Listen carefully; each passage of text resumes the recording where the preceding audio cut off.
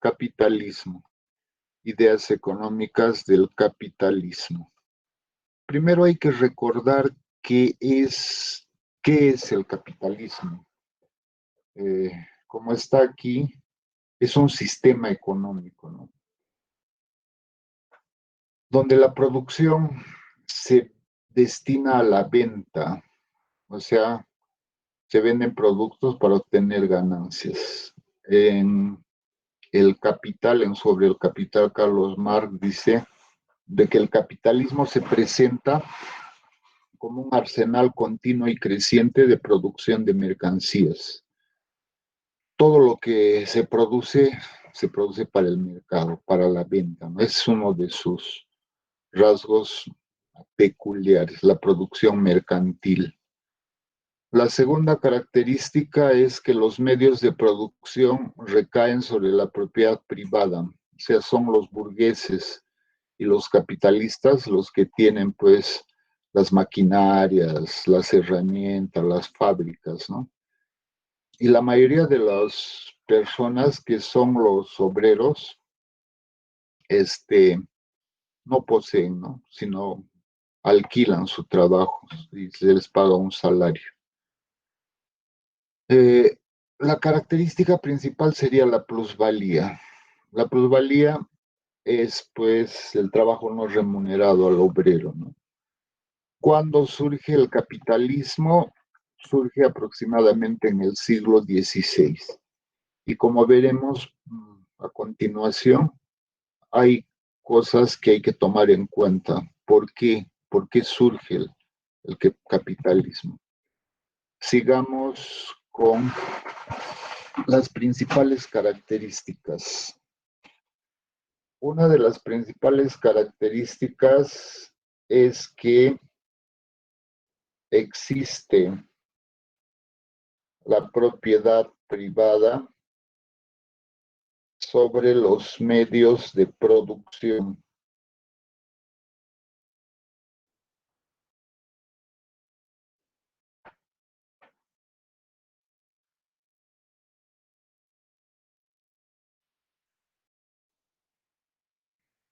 Ya un ratito. Privada sobre los medios de producción. Eso quiere decir, ¿cuáles son los medios de producción? Las maquinarias, las herramientas, los locales, las fábricas, ¿no? Existen dos clases sociales, la segunda característica, dos clases sociales antagónicas. Por un lado, la burguesía, la propietaria de los medios de producción, y por el otro lado, los obreros que solamente disponen su fuerza de trabajo. Eso no quiere decir que no existan otras clases más, existen, pero las antagónicas son entre la burguesía y el proletariado, ¿no? En el capitalismo existe pues, terratenientes, existe pequeña burguesía, existen, eh, digamos, campesinos, etcétera, artesanos, ¿no? Otras clases sociales también.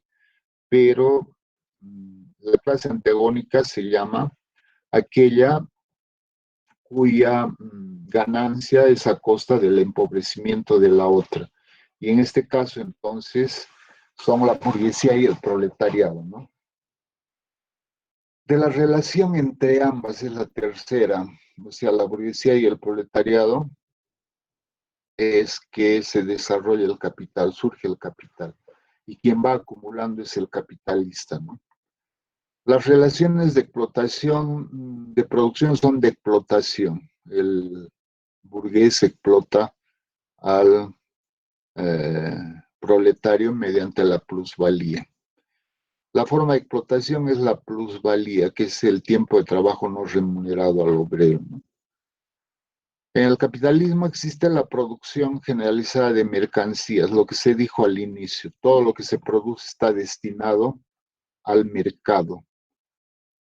El fin último del capitalista es la obtención de ganancias. Hay una anarquía en la producción porque no hay planificación, pues cada capitalista decide cuánto y qué cosas va a producir y eso va a generar crisis, ¿no? Esta anarquía en la producción va a generar crisis periódicas. Por eso es que la economía capitalista avanza pues mediante ciclos económicos, ¿no? La inflación y el desarrollo siempre van a estar presentes en el sistema capitalista, pero va a haber pues periodos de estabilidad, ¿no? ¿Y a qué iba con esto? Porque es fácil acordarse. Frente a la pregunta, ¿cuáles son los factores que determinan el desarrollo del capitalismo o la aparición del capitalismo? Es bien fácil acordarse las tres revoluciones. La primera es la revolución industrial. La revolución industrial que se genera en Inglaterra, ¿no? Aproximadamente por 1700, y en donde, digamos, se inventan máquinas y la producción y la productividad, pues, se mejora, ¿no? Por la invención de máquinas. Ya, entonces, ¿cuáles son los factores que condujeron a que se produzca la revolución industrial? La revolución demográfica. ¿Ya? O sea, crece enormemente la producción, no, la población que diga, y se traslada del campo a la ciudad, y por lo tanto había la necesidad de producir bienes baratos y a gran escala, ¿no? La revolución agrícola también tiene que ver, pues se producen más alimentos diversificados, ¿no? La revolución tecnológica, se inventan las máquinas, una de ellas es la máquina a vapor, ¿no? Lo cual hace que se desarrolle, pues, los barcos a vapor y los ferrocarriles, ¿no? Los transportes también y en las finanzas, ¿no? Los préstamos. Todo esto va a hacer, pues, que surja la revolución industrial que se inicia en Gran Bretaña y después es, digamos, adoptada por Japón, por Estados Unidos, Alemania, ¿no? La segunda revolución industrial se produce 100 años después, aproximadamente en 1850, en Estados Unidos y en Alemania, ¿no? Y la tercera se produce 110 años después, básicamente en el Japón y Estados Unidos, la tercera revolución industrial. Todo esto está bien estudiado por Virgilio Roel, ¿no? En su obra La tercera revolución industrial. Entonces, para que surja el capitalismo ha tenido que producirse por lo menos la primera revolución industrial que hace de que la producción y la productividad se incrementen. En segundo lugar, se ha producido, para que aparezca el capitalismo, la revolución científica. Es un esfuerzo importante para que el pensamiento moderno se desarrolle, ¿no? Y empieza pues esto negando aquello que decía el Ptolomeo, todavía aquel antiguo, digamos, pensador, de que la Tierra era el sistema geocéntrico, ¿no? Que la Tierra era el centro del universo. Eso se cambia, pues, con el sistema heliocéntrico, ¿no? El Sol es donde giran los astros. En la revolución científica va a aparecer Galileo Galilei, que inventa el método científico. Va a aparecer el racionalismo de Descartes. Y todo esto va a hacer que se caiga, pues, la forma feudal de pensamiento, ¿no? Donde todo estaba en la iglesia, no podía eh, inventarse nada. La revolución científica entonces va a posibilitar que se desarrolle la investigación y el desarrollo de la tecnología, ¿no? Por eso es importante. Y en esta tuvieron que ver muchos, ¿no? Tuvieron que ver, digamos, Galileo, Galilei, Descartes, Newton, etcétera, ¿no? la revolución científica. Entonces, la revolución científica es otro aspecto que permite que el capitalismo se desarrolle. Y la tercera es la Revolución Francesa. Por eso les digo, para acordarse, ¿no? Hay tres revoluciones fundamentales que hicieron posible el cambio de la sociedad feudal en la sociedad socialista. Recordando, la primera es la revolución industrial, la segunda es la revolución científica y lo tercero es la revolución francesa. ¿Y por qué se originó? Porque pues existía crisis económica, había un déficit en el presupuesto del Estado, había una inflación grande y en el plano social había mucha gente que se oponía a los privilegiados, o sea, a los condes, los duques, a la nobleza, y se buscaba que se haga una reforma fiscal, ¿no? Y porque va surgiendo también una nueva clase social que es la burguesía, que pugna por llegar al poder, ¿no? Y van a tener precisamente a las fuerzas populares como su fuerza de choque. Y en los fundamentos ideológicos está pues la ilustración, ¿no? Y las fases es que se da, no, con la revolución se da la Asamblea Nacional, luego se hace una constitución con la Asamblea Constituyente, pero para defender todo esto pues se instaura un gobierno de terror, ¿no? Se guillotina pues a muchos nobles, incluso a los opositores, ¿no?, de esta revolución. Y finalmente esto se va a detener con Napoleón, ¿no?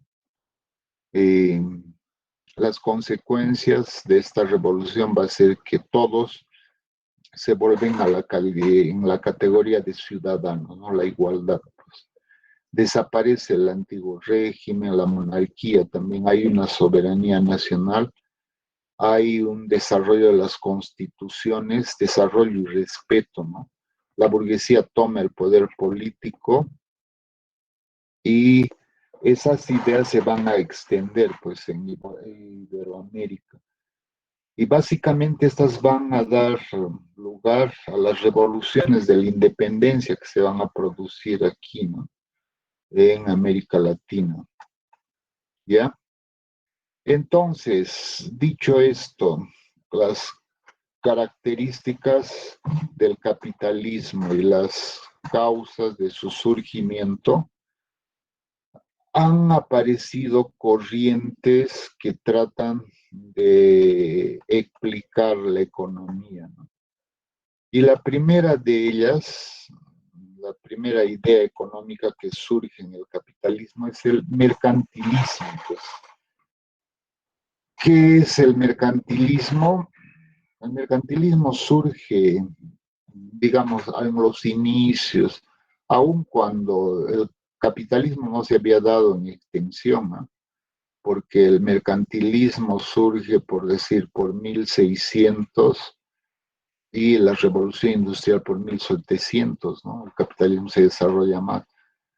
Pero este pensamiento económico está ligado al nacionalismo, o sea, al mercantilismo. Sus representantes, los representantes del mercantilismo, buscan pues la constitución de estados independientes y poderosos, ¿no? Responden a los intereses de la burguesía y sus principales representantes lo tienen a continuación. Lo que quería explicarles es que no es que ni siquiera se conocían entre ellos, ¿eh? Que se junten, por decir, William Petty, Colbert, Tomás Moon, Juan Bodino y decidan, desde ahora nos vamos a fundar una escuela que se llama mercantilismo para defender el capitalismo y hacer que las naciones se desarrollen.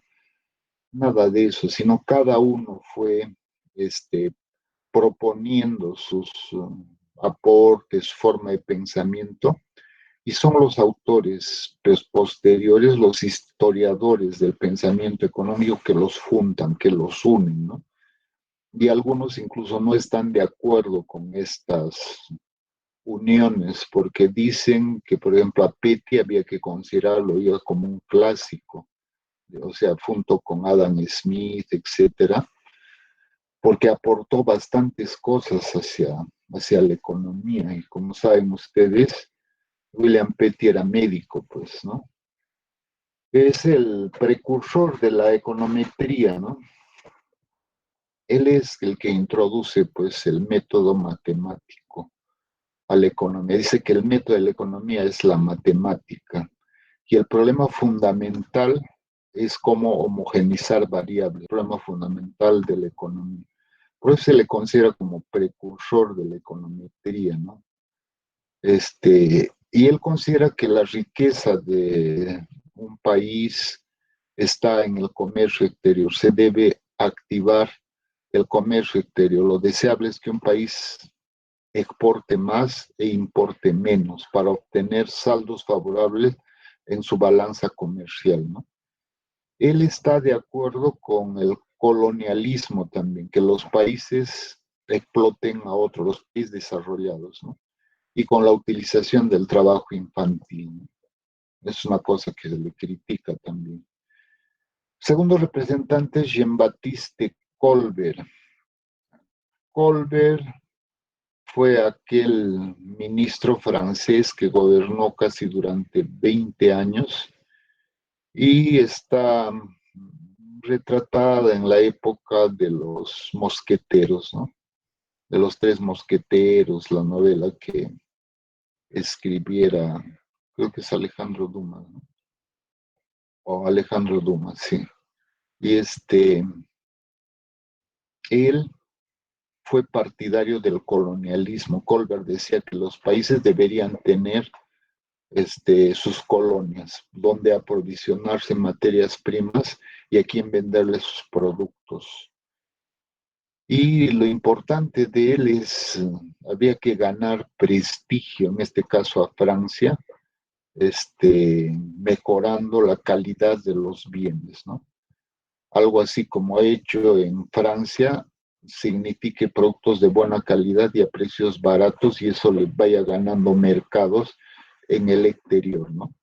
Lo que está de moda en la actualidad para los países es el término de la competitividad. ¿Y qué significa competitividad? Significa producir productos de buena calidad y a precios baratos. Y Colbert se interesó de eso en su tiempo, ¿no? Velar por la calidad de los productos. Thomas Mann es un personaje que propone los precios diferenciados, ¿no? En la actualidad estamos este, inundados por esa práctica, ¿no? Si tú compras un pasaje en una línea aérea con meses de anticipación, son muchos más baratos que los que vas a comprar faltando una semana, ¿no? Para que viajes. A eso se refieren, ¿no? La política de precios diferenciados. Y Juan Bodino es también importante porque es el primero que trata de relacionar precios con metales preciosos. Y esto es un antecedente para el surgimiento de la teoría cuantitativa del dinero. Aquella famosa ecuación que ustedes veían desde secundaria MB igual a PQ, ¿no? Y esa es la que toma Milton Friedman para explicar la inflación. Bueno, este es el mercantilismo, pues. Y aquí están algunos conceptos del mercantilismo, conjunto de ideas llevadas a cabo, claro, por los monarcas, por los reyes. Su idea central es que la riqueza de la nación está en los metales preciosos. Y el objetivo del mercantilismo es que el Estado acrecente su poder. Y para esto es necesario tener una balanza comercial favorable. Quiere decir exportar más que importar. Las exportaciones tienen que ser mayores a las importaciones. También sugería de que el Estado explote las minas, ¿no? Y los medios para obtener la balanza favorable sería aumentar las exportaciones, limitar las importaciones y estimular la posición de colonias. Todo esto tiene que ver con una política este, proteccionista, ¿no? Bueno, aquí está es muy largo el cuadro anterior.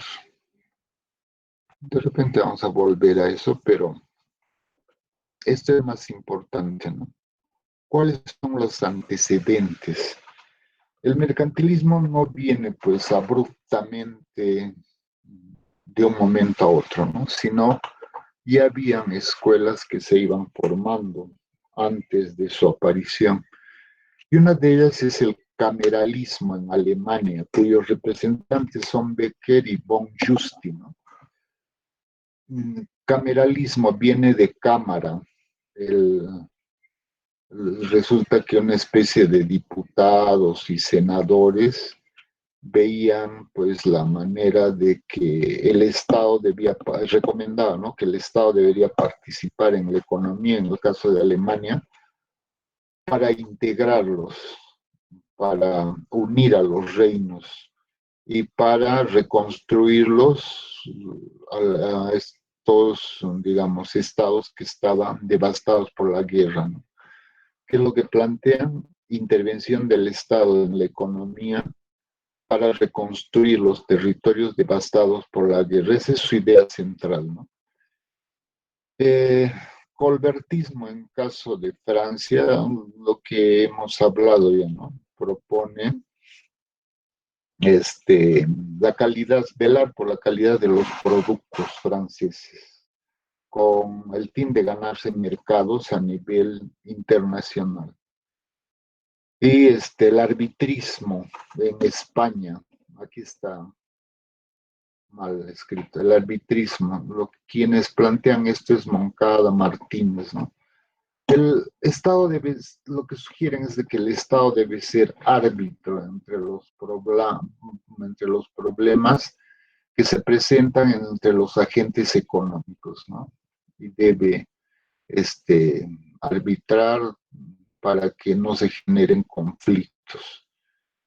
Y en realidad en España recién se está reivindicando esto de la Escuela de Salamanca, ¿no? Que surgió también en esa fecha y es el antecedente del liberalismo, pues, ¿no? Recién se está estudiando eso. Ya. Y todos ellos, el cameralismo, colbertismo, el arbitrismo, van a servir de insumos para que surja el mercantilismo en Inglaterra, ¿no? Con todos ellos, con William Petty, con Thomas More, con Juan Bodino. Y los mercantilistas van a representar, pues, los intereses de la burguesía y el capitalismo, ¿no? Esos son los antecedentes. Eh, bueno, quiero hacer un breve comentario aquí sobre los exámenes. No están tan bien en los exámenes porque no le están tomando la debida importancia con lo que se habla, los cuadros que se presentan, a pesar de que está en vuestra aula, ¿no? Y lo que me sorprende es en el otro curso, que se hagan ganar por el tiempo, pues si el tiempo es suficiente que se les da, yo no puedo juzgarles pues de que no copien, no puedo controlarles, ¿no? Quizás debería proponerse a partir de vuestros dirigentes estudiantiles. Sabemos que estamos en una época pues de pandemia, nos podemos contagiar, pero estamos volviendo a la normalidad y una de las cosas sería los exámenes deberían ser presenciales, no de esta manera, ¿no? ¿Por qué? Porque se presta pues este tipo de exámenes a que hagas pruebas iguales, a que se pasen información y no está bien, pues no se evalúa bien, ¿no? Este, Y estas cosas que se hablan, si no lo aprendes conmigo, lo tienes que aprender por tu cuenta o en otros o con otro profesor, pero un economista tiene que saber esto, tiene que saber cuáles son los aportes del mercantilismo hacia la economía, cuáles son sus antecedentes, cuáles son sus características, cómo podemos criticarlo. Y ahora haremos una especie de ejercicio teórico, cómo vamos a criticarlo, ¿no? ¿Qué cosas se puede criticar? Y tomen nota, pues no es cuestión de que prendo mi computadora, escucho, a veces ni escucho, me voy a ver televisión y no tomo en cuenta. Estas cosas, repito, tienen que hacerlas, ¿no? Y el examen no va a ser pues así como está. La pregunta sería, ¿cuáles son los planteamientos del mercantilismo? Agarran ustedes de lo que tienen, copy-paste, lo copian, ya está, y me reclaman tus puntos. Va a ser hacer balances críticos. De hecho, en el primer examen ya se ha tomado, no era decir lo que estaba, lo que ha dicho Platón, cuáles son los planteamientos de Platón, era un balance crítico, o sea, poner los aspectos positivos, los aspectos negativos y la opinión tuya. Y espero que eso se haga aquí también en el mercantilismo. Algunas de las cosas haremos. Y sobre mercantilismo, fisiocratismo y los clásicos, tienen un libro, es de Armando Herrerías. Armando Herrerías, Historia del Pensamiento Económico. La próxima clase les leeré, lo tengo el libro, leeré las cosas que como critica, porque eso les puede dar un poco de pie para que puedan hacer sus análisis. Justamente lo tengo aquí. Historia del pensamiento económico, Armando Herrerías. Antes de entrar a lo que plantean los mercantilistas. El mercantilismo de nuestros días, página 82. ¿Qué es lo que se le puede criticar? El intervencionismo estatal. Los mercantilistas plantean que el Estado debe intervenir en la economía y en la actualidad pues esto choca con el liberalismo, ¿no? El liberalismo o el neoliberalismo plantea que el Estado no debe intervenir. Entonces la discusión está en eso, en qué casos debe intervenir el Estado en la economía y en qué casos no. Y eso critica, ¿no? Un punto para criticar. El reglamentismo, que muchos se dan reglamentos, leyes para regular la producción, que es contrario también al liberalismo. El poblacionismo, cual hablaremos, nacionalismo, el colonialismo, esas cosas las plantea y tengo aquí una especie de resumen incluso de los planteamientos mercantilistas. Les he dicho, aquí está, fíjense. Eh, Confundir riqueza material con bienestar económico, acumulación de metales preciosos, intervencionismo estatal, reglamentismo, proteccionismo, poblacionismo, balanza comercial favorable, rudo celo colonial, estímulo a la industria, al comercio, nacionalismo, bajos salarios, restricción a la importación. El trabajo del hombre es fundamental para el bienestar de los pueblos. Y es lo que les digo, es lo que he encontrado para hacer una especie de balance crítico hacia el mercantilismo, al fisiocratismo y a los clásicos. Luego, existe un libro de Victoria Chick que es una crítica hacia el libro de Keynes, ¿no? Ella es boliviana con ascendencia inglesa, Victoria Chick, y escribe un libro muy importante, es una crítica. Pero donde están las críticas para varias escuelas de pensamiento está en Jesús de la Iglesia, sobre el marxismo, sobre keynesianismo, sobre los neoclásicos, ¿no? Y bueno, y hay que estar, pues, hay que ser estratégicos, ¿no? Hay que estar, digamos, leyendo, resumiendo libros para poder, este, digamos, dar buenos exámenes, ¿no? Y por supuesto también para prepararnos para nuestras exposiciones, ¿no? Bien, entonces vamos a pasar a hablar ahora sobre los planteamientos básicos del mercantilismo.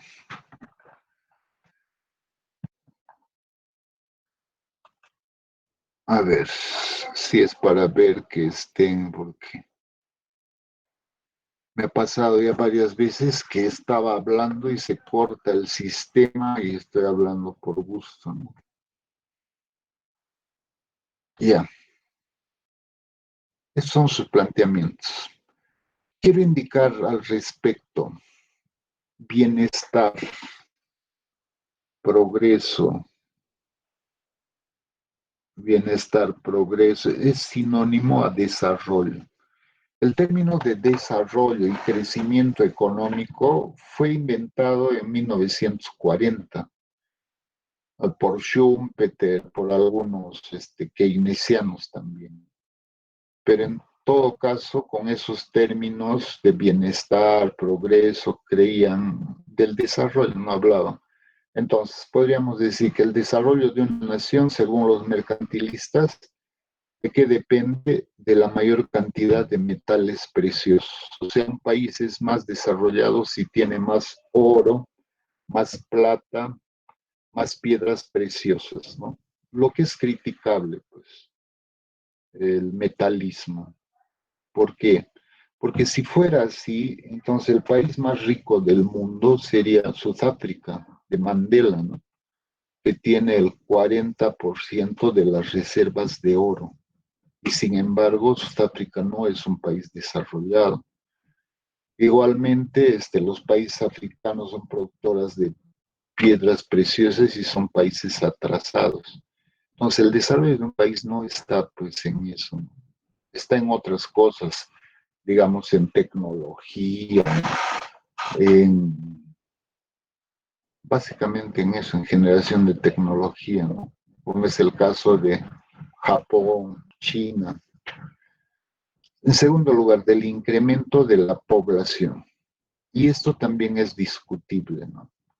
Ustedes escuchan en noticias de que hay países como Nueva Zelanda, como Australia, países nuevos como Suiza también, que pagan sueldos a gente, a parejas jóvenes que decidan vivir en sus países, les dan trabajo, facilidades, ¿no?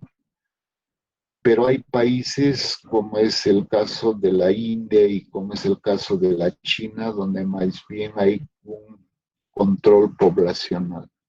Entonces no puede haber pues una verdad absoluta, decir de que el crecimiento poblacional no conduce al desarrollo o sí conduce, ¿no? Depende pues de los países.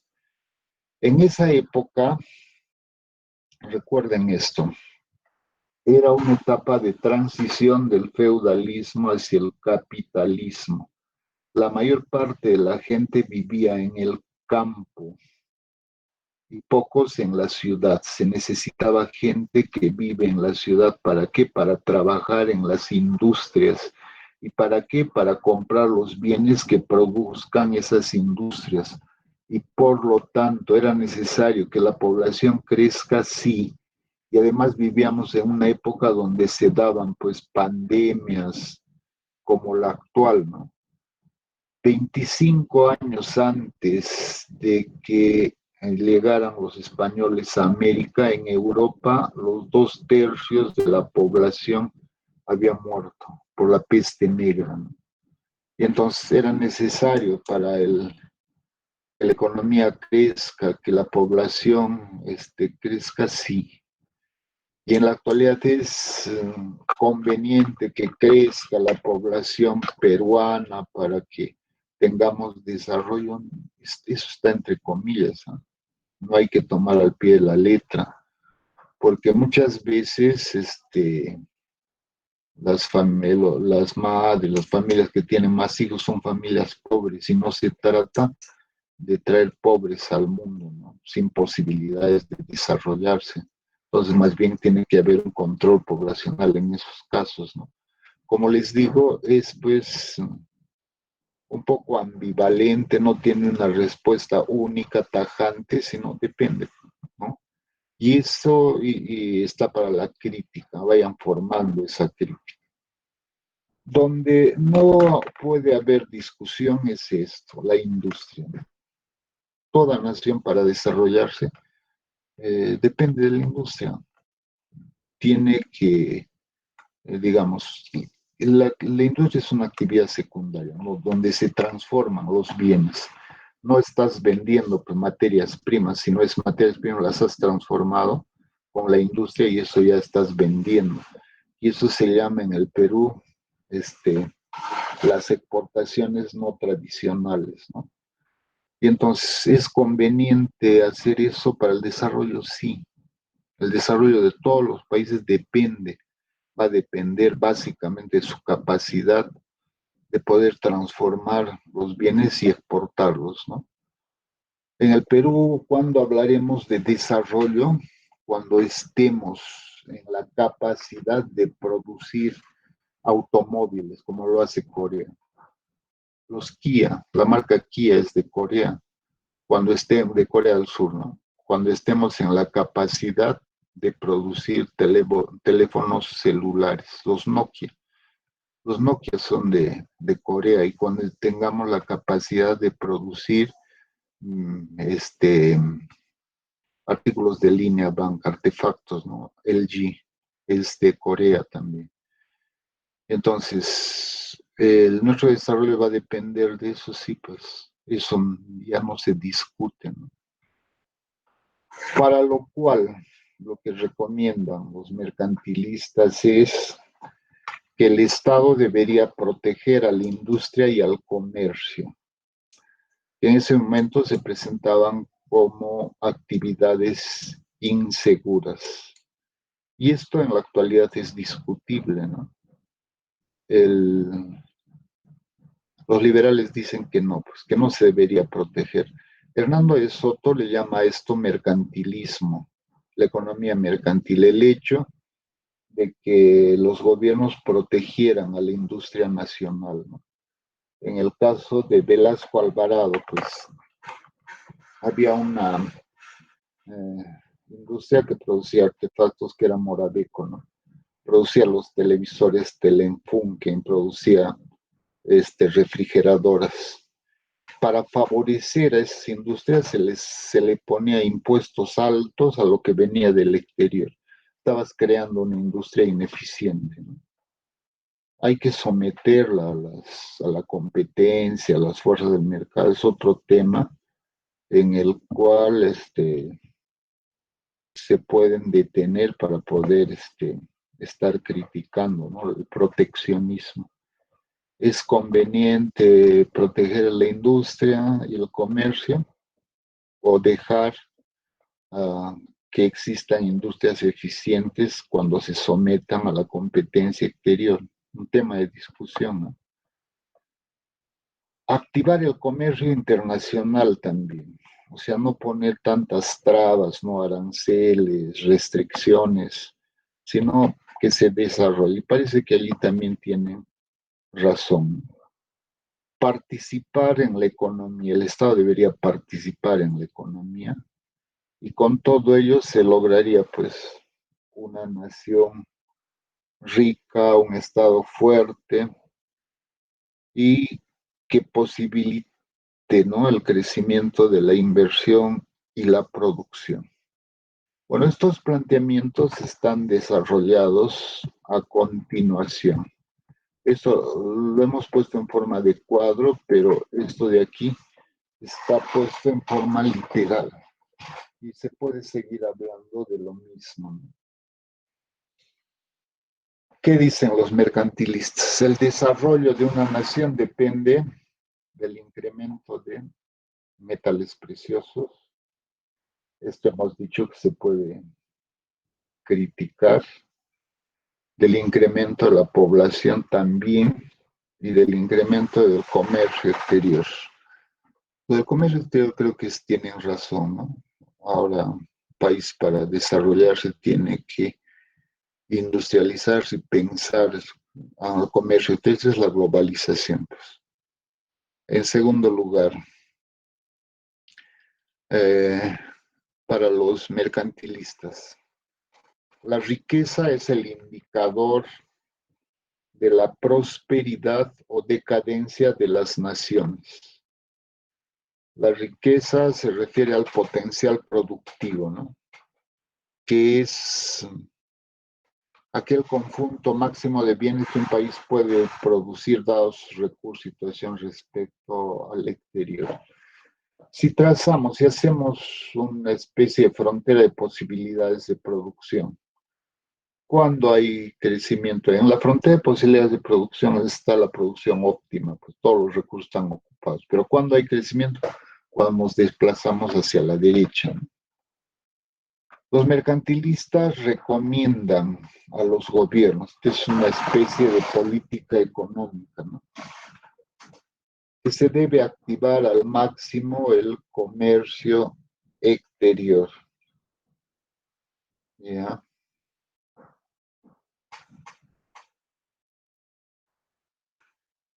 Activar al máximo el comercio exterior. Para tener saldos favorables en balanza comercial, ¿no? Y teniendo esto vas a tener más metales preciosos, vas a ser rico. Se debe erradicar la usura, o sea, los préstamos, pues, eh, con el fin de ganar tasas de interés, ¿no? Y limitar los altos salarios, porque los altos salarios también van a hacer de que los productos sean un poco más caros, ¿no? Y la tasa de beneficio de los capitalistas sea baja. Esto también, por supuesto, que es discutible, ¿no? Eso se puede discutir. Lo de tercero, también proteger la industria y el comercio. La cuestión del proteccionismo, de repente se puede aceptar, pero con plazo fijo, ¿no?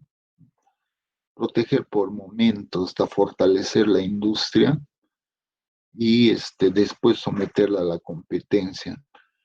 Tal como les hemos puesto el ejemplo de Federico Litz, ¿no?, en Alemania. Federico Litz hizo que se cerrara, pues, en la economía de cuarentena Alemania, más o menos por 1800, para fortalecer su industria, pero no en forma indefinida, sino durante 5 años, ¿no? 5 o 6 años. Se fortaleció la industria y después sale a comerciar, pero ya con industrias bastante fuertes, ¿no? Ya.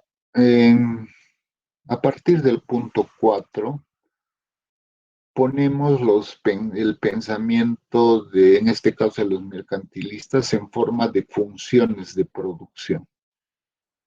¿Y de dónde hemos tomado esto? De Virgilio Roel, profesor de la San Marcos, que dice que, digamos, escribe esta obra, Introducción a los métodos cuantitativos en economía.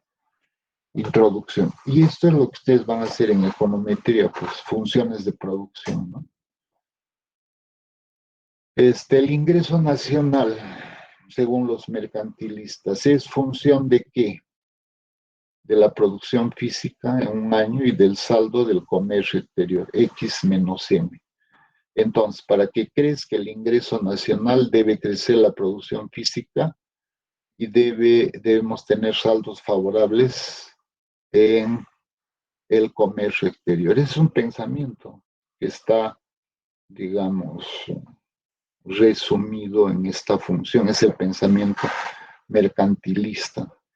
Y esto quiere decir que sea la única función de producción, no, pues estamos hablando de 1650. La función de producción que se tomó de Ricardo, según Irma Adelman, es como ustedes conocen, Y es igual a tierra, trabajo y capital, ¿no? Pero esa función, Schumpeter le agregó el factor empresarial, la empresa también, tecnología también, instituciones. Es una función bastante larga. ¿De qué factores depende el crecimiento? Sala y Martí